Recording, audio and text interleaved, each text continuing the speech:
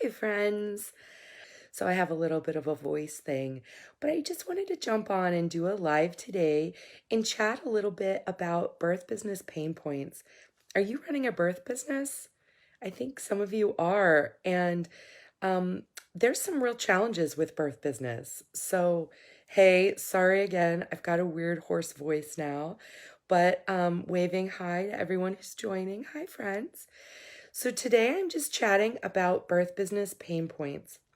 If you run a birth business, make a comment about why it struggles, why you have challenges, what your pain points are, what you're worried about, what you're struggling with. I'm going to name a few. Tell me if they apply to you too. There are a lot of midwives who run birth businesses that are worried about making money, making enough money, making ends meet, having consistent money.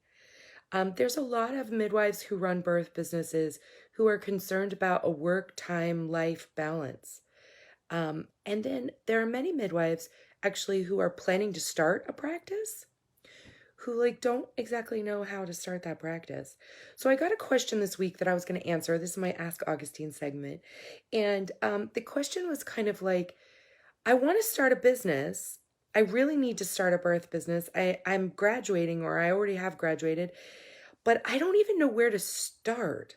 I don't even know how to um make it official, make it legal. Like, what do I do first? So obviously, I have a lot to say about this topic. And a lot of it centers around organizing systems. So the crazy thing is that midwives didn't go to business school. We went to midwifery school, and they don't really teach business skills in midwifery school. And so there are many midwives just starting out who don't know what they're really doing in business. And they don't quite know where to even start. And I have so much compassion for this. I learned the hard way, but I'm trying to make it so that nobody else has to learn the hard way. So I've actually started creating some course content for this. If you're interested, definitely give me a thumbs up, or make a comment, and I'll get it straight to you. But where do you start? So to me, the most important thing is to start with systems. How things move in your program, in your organization, in your business, with students, with clients, with paperwork, how it all moves, systems level organization is what really makes the difference.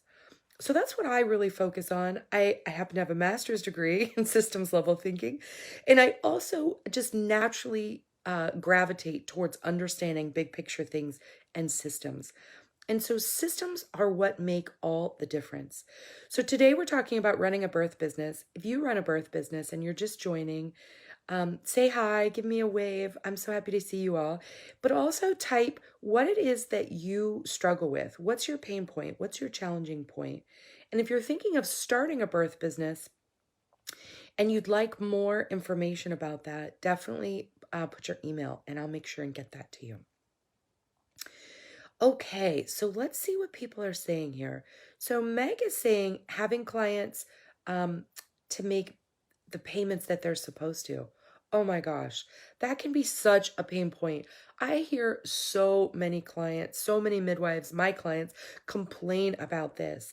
And I have to give you some straight talk now. This might sound a little bit harsh, but um, basically 100%, maybe we'll say 99% of clients not making their payments on time is a you problem. It's not a them problem. And I don't mean to be mean in any way. I want to be supportive, but it's a systems breakdown why they're not paying. It means that you don't have the systems developed that force that process. And you have to. If you're a midwife and you run your own business, you actually have to set up the systems that allow your business to function effortlessly. Otherwise, you're not going to be able to spend time being a midwife. You're going to have to spend time being a bill collector. And nobody wants to do that. So it really is all about systems. And again, I have deep compassion for this challenge, this breakdown. I've had breakdowns in systems that caused people to think they couldn't pay me, but truly it can be solved. Thank you for that, Meg. Allison is saying that we opened a birth center on Pacific Beach. Marketing is a tough point. Yes, marketing is a challenge. Getting your name out there, especially during COVID. Gosh, no kidding. During COVID can be really, really challenging. So much is changing. But I have to say, it can also really, really be a bonus because basically everyone's attention is focused online now. And so if you know how to do online marketing, really harness your social media, really create compelling marketing stories, actually, you might be more successful than you think. So I've just in the process of creating a course called Marketing for Midwives. It's going to come out in August. And so if you're interested in that, definitely put your email in the notes and we'll get to get that info right into your inbox. So Hillary's commenting, yeah, I'm happy to share my wisdom. So great. And you share lots of wisdom in the world too. So happy about that. Melissa's saying one of her pain points is asking for money. Melissa, clarify this for me. Asking, the clients are asking for your money. Your kids are asking for your money. Who wants your money, girl? Clarify there. Hey, Jada, here to learn. Hey, friend. So many of you are just joining. I really want to say, hey, welcome. We're chatting about the pain points in birth business today. I'm answering some questions and giving some ideas. So let's see. So many of you are here. I'm happy to see everyone. I have a little bit of a scratchy voice, so don't mind me. Kayla is saying that she wants to start a home birth practice one day, but the collaborative agreement in her state is a barrier. Yeah, that is a real barrier to practice. And that is, again, a systems breakdown, but it's not necessarily a system you have control over.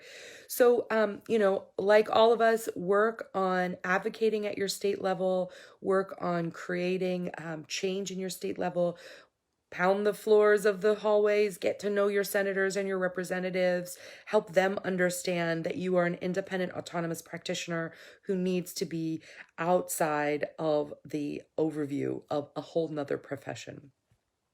All right, Melissa's got clarification. I want my money. I got it. But you're uncomfortable asking for payments and you need a system. Yeah, Melissa, it's true. Asking for money is a really yucky feeling if you don't understand your own worth. So again, some truth talk here. I don't want to be confrontational in any way. I'm here to support you. But asking for money, if it makes you uncomfortable, it's because somehow you still feel uncomfortable about the value that you're offering. So the work, the systems level work there would be to unpack your own money story, to unpack your self-worth to a place where you know that asking for your payment is right, just, and appropriate. And that the client not paying that even before you ask is a problem with them not knowing your worth. So this is part of the work that I'm doing now with midwives. Certainly I love clinical education and I love still teaching about clinical care. I've got a suturing class coming up in the fall that's going to be all online. So people who want to really dive deep into suturing can do that with me.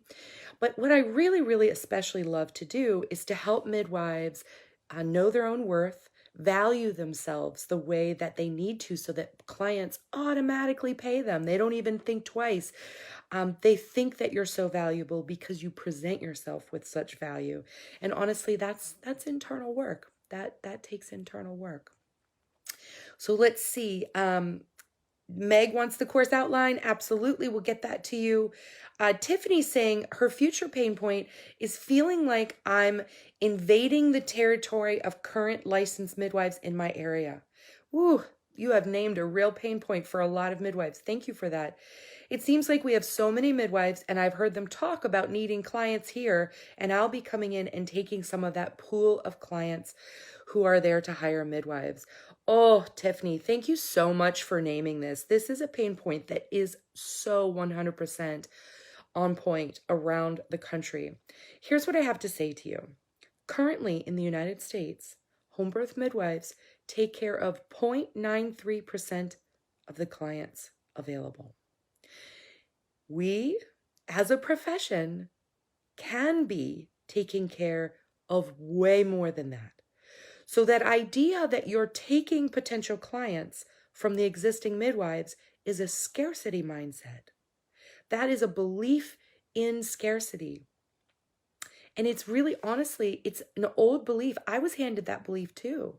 I was totally told that I was taking clients from the senior midwives when I started, and it's not true at all. The way that it can be different for you is to understand your value and your worth, and then to market in such a way that you are a part of the expansion of the market share. So when you attract more clients, because you are marketing in such a way that you're meeting their ideal needs, suddenly there's no longer competition. Competition is really, it's an outdated idea. It's perpetrated by people who want to control the system, and it doesn't apply to us really. There's no such thing as competition when you look at maternity care as a whole. Obstetrics is needed. It's a valuable, important profession, but not for 97, 93% of the clients, and not even for 50% of the clients. Let's be real. Most people do not need an OB. They need a midwife. And all our job is, as entrepreneurial midwives, is to market ourselves in such a way that we meet our clients, our potential clients' pain points, that they understand the value you offer. So while I understand this pain point, I want to reassure you that it doesn't have to be true. It's a mindset shift, and then it's a marketing shift. And I have a new course coming up called Marketing for Midwives. Okay, Tiffany, that's actually not called imposter syndrome. That's a great question. Imposter syndrome is the idea that you're presenting yourself as a qualified midwife, but you don't feel qualified. Some midwives have that pain point too, and that's really real. And that comes from a lot of places. I won't try to answer that today. It is a real concern. It's not always, it's oftentimes not accurate, but it's a real concern inside. And yes, working on the fact that there are plenty of clients. Tell yourself every day, in my area of the world, we could easily be doing 5% of the clients, which would be a 400% growth. So basically, there's no region of America that is prepared for 400% growth in clients right now. So if you keep that in mind and you keep preparing to take more and more clients, you're going to be doing really well. So hey, welcome. If you're just joining, we're talking about the pain points in midwifery. I always jump online Friday mornings, Friday afternoons, evenings, depending on where you are in the world, to chat about midwives' growth points, growth edges, to chat about working in this profession, being an entrepreneur, growing your business. So Tiffany, good job. Keep working on it. Community over competition. High five, Angie. I love that. That's beautiful. Yes, absolutely. So this is great. You guys are right on task. So listen, I have a special message today for those of you that are new midwives or are newly launching a community-based midwifery practice. And that is, I have created a course just for you. Seriously. I've been working with my team for weeks, months now, and we've created a really, really awesome 16-hour, in-depth, intensive, live course to start a new practice. So it's called Start a Midwifery Business Right, and it gives you the step-by-step process from taxes and taxonomy codes, everything from like getting a phone number to getting a business license. It goes through how to figure out which business model you're even going to use, tax codes. We go into legal issues. We go into just everything it takes to start a business from the business mindset, not from the midwifery mindset. So if you're a brand new midwife or you're a senior student about to graduate and you'd like to find out more information about this, or you're listening to the recording, leave your email in the comment box here, and my team will make sure and email you an invitation to that. And just as a reminder, if you're already in my Patreon group, you get 15% off automatically. So if you haven't joined Patreon, consider doing that. That's my Birth Business Club and Midwifery Wisdom School group there. So would love to work with you all there. Melissa says another one of her pain points is finding a partner to share call. Yeah. Finding people that align with you, that you can really work with, is definitely a challenge. So we're going to cover more of that later in the following course that's coming out in September called How Midwives Make Money. So as you can see, I've been spending lots of time with my trusty computer, and my lovely team and I are working hard on creating some really usable content for you all to both become sustainable and successful.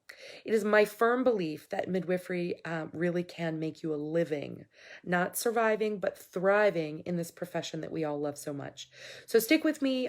Like I said, if you're interested, leave an email below. Give me a thumbs up, a heart, a like. It's great to chat with you all. I do these every Friday. If you have a question for me on this Ask Augustine little Facebook Live thing I do, definitely send me an email, send me an Instagram message, send me a Facebook message. Tell me a question that you want me to answer on live on air, and I will totally bring you on. We'll share screen. You can ask your question live. I will answer it live. It'll be so much fun. So anyway, just wrapping up today on our little birth business pain points. Tiffany, so glad you want to know more. I will definitely get that to you. Oh, Jaleesa, thanks so much. You are a dream to work with. It's been my pleasure.